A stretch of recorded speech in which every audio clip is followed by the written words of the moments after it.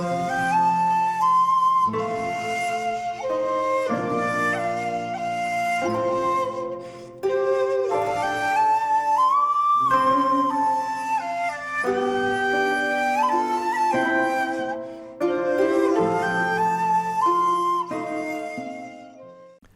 there, this is Solitary Ronin from Solitary Ronin Films, and welcome to another episode of In the Frame. Today I'm going to talk about some of the crime films of Fernando Di Leo, the Italian filmmaker of the Years of Lead, or Fernando the Lion, and I'm going to focus on 2 volumes of Blu-rays from Raro Video, which is an American company that you can find, if you can find, some really good Italian films. So we have the Fernando Di Leo Collection Volume 1, which has Calibro or Milano Calibro 9, or Caliber 9, the Italian Connection, The Boss, and Rulers of the City. And then we have Volume 2, which has Naked Violence, Shoot First Dilator, and Kidnap Syndicate.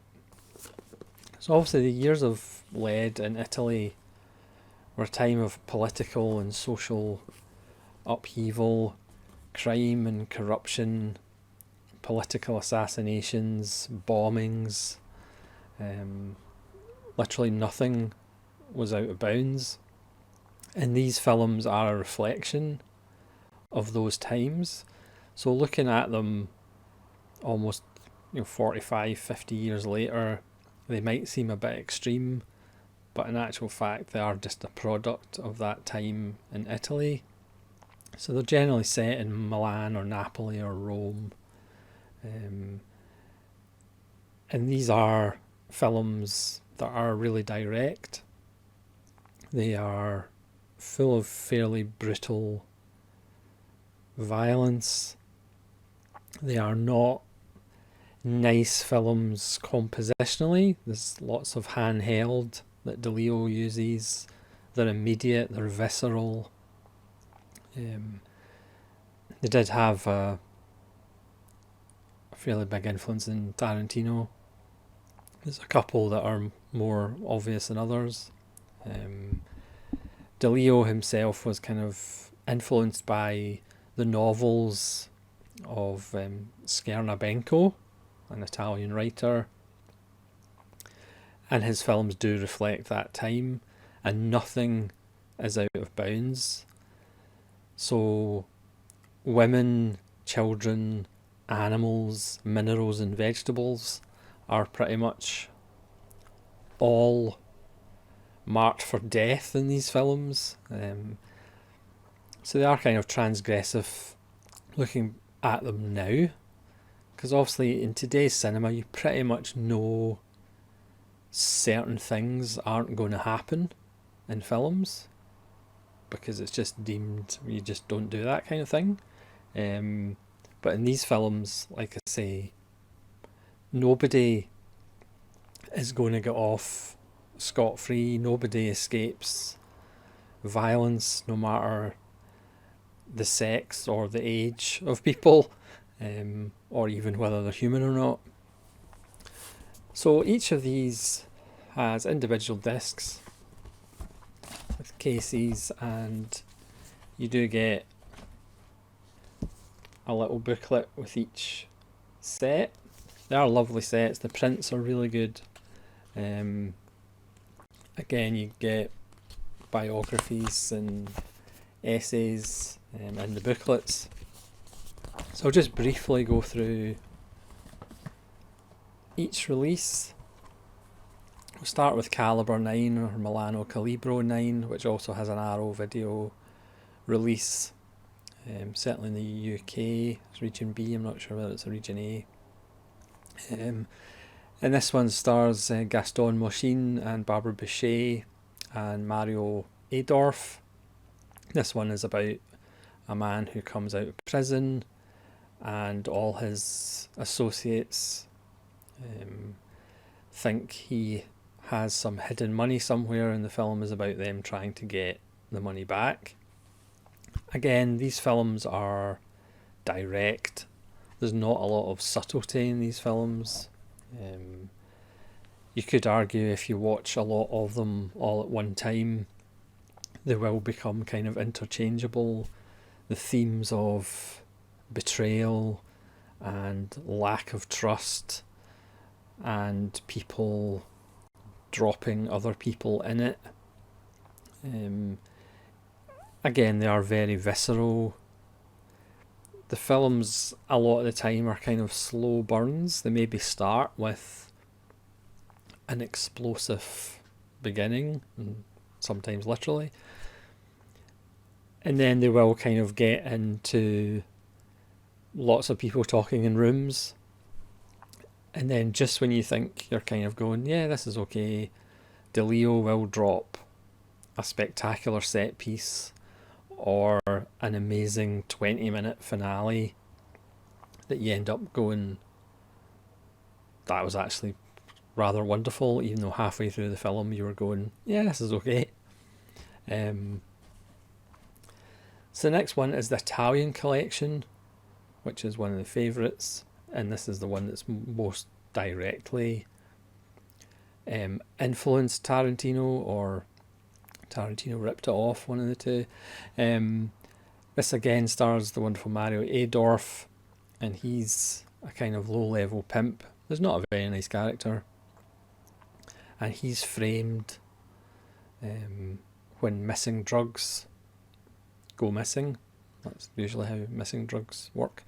And Woody Strode and Henry Silver are brought in to pretty much frame him and then try and kill him and kill all his associates. And this is pretty wonderful. This is one of the best ones. Henry Silver and Woody Strode just have wonderful faces. And this ends up with a fairly explosive shootout in a scrapyard. Again, you get a real feel for the time and the place. Again, in these films, women are generally, they don't really have much of a good time in these films, or many of the Years of Lead films. They're usually there as sex objects or victims, pretty much. And the Italian Connection is no different. Then we have The Boss, with Henry Silva again, and Richard Conte, Gianni Garco, from Sartana. Because again, very much like the spaghetti westerns, American actors would go over and appear in these Italian crime films in the 70s as well. Again, this starts with literally an explosive beginning in a porno cinema, as half of a gang are blown up by Henry Silva, who uses a rocket launcher in the cinema, which is probably against health and safety. And it follows Henry Silva's explosive way to try and become the boss.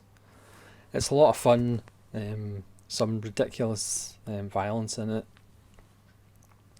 But again, you do get the feeling that Italy in the 70s was not a very nice place to live. Then we have Rulers of the City with Jack Palance, who sadly at no point uses a Tommy gun, even though it shows that in the cover. Spoiler alert. He does use a cigarette holder quite a bit, as you can see.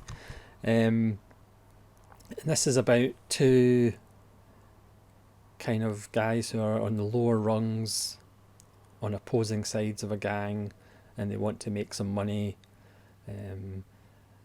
So they use an actor to fool Jack Palance and thinking he's in Internal Revenue, and of course it's the 70s in Italy, so bribery works.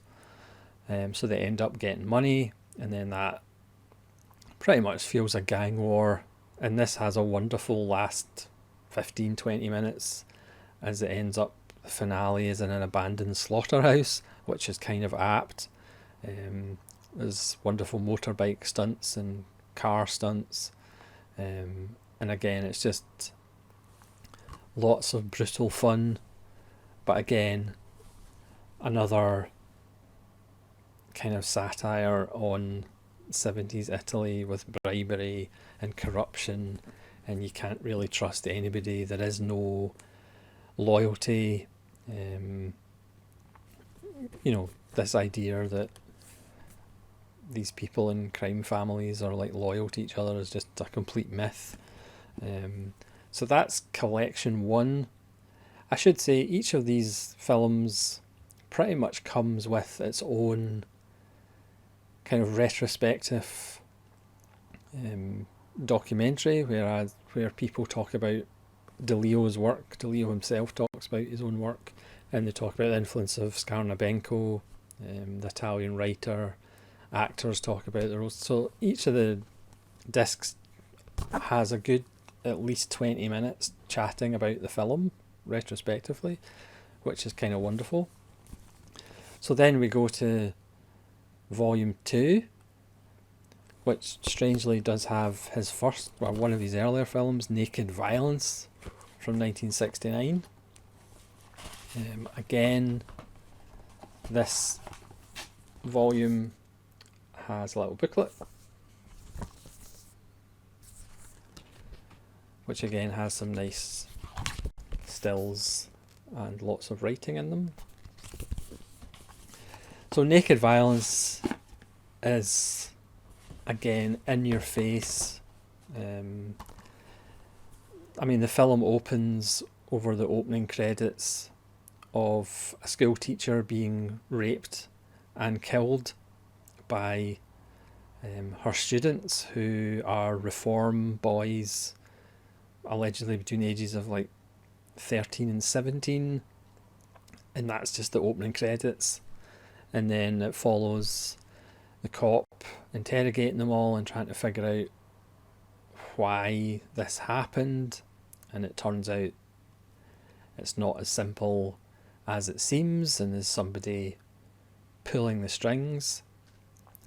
Again, this one starts in the most brutal way possible, and then it turns into a pretty solid procedural with almost a giallo-like twist in the tale. Not one of the best Di Leo films in these two collections, but certainly an interesting place as far as where he started.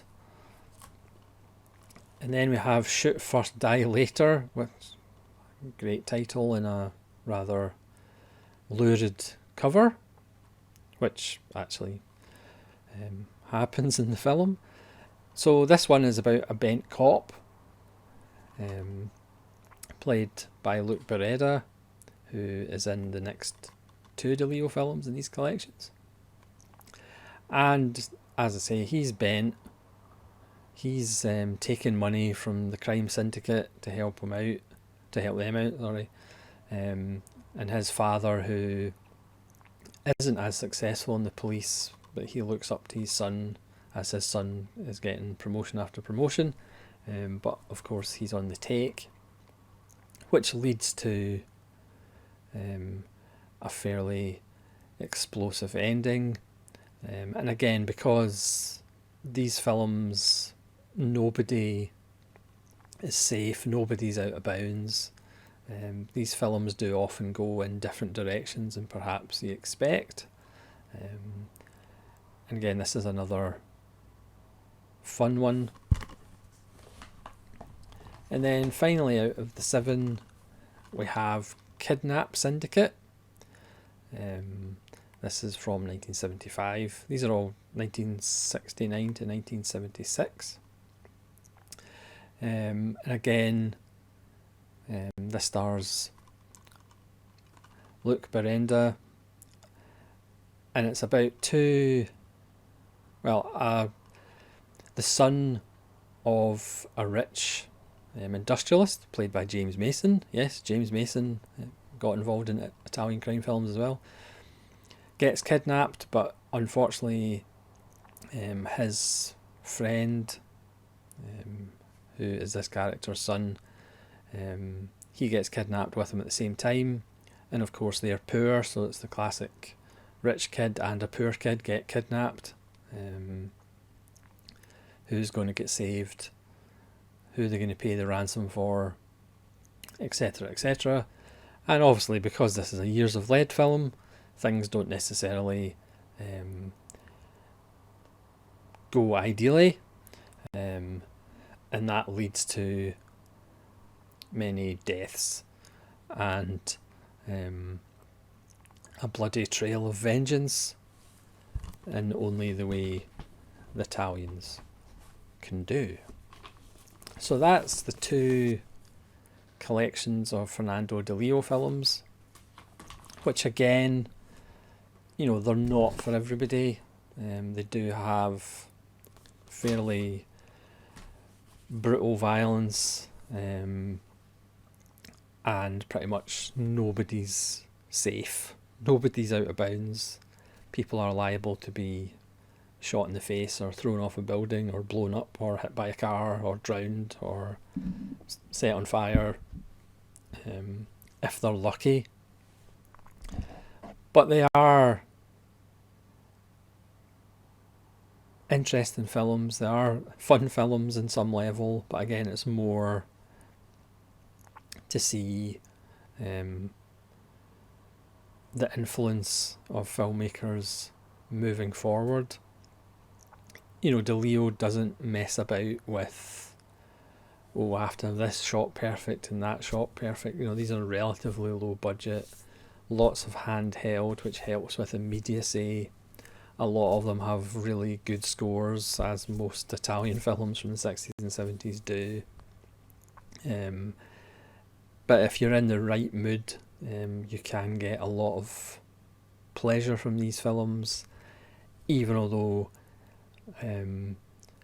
certainly nowadays they probably couldn't get away with a lot of the stuff that they do in these films. Take that what you can get out of that statement. But they're a lot of fun if you're in the right frame of mind and the right kind of mood to look at these films almost as socio-political, historical artefacts. But you do get a lot of Henry Silva and Woody Strode looking cool, which certainly one filmmaker took a huge influence from. So thanks very much for watching this episode of In the Frame. Please let me know if you've seen any of these Fernando Di Leo films and what you think of them, and hopefully you'll join me again for more videos. This is Solitary Ronin from Solitary Ronin Films, saying farewell.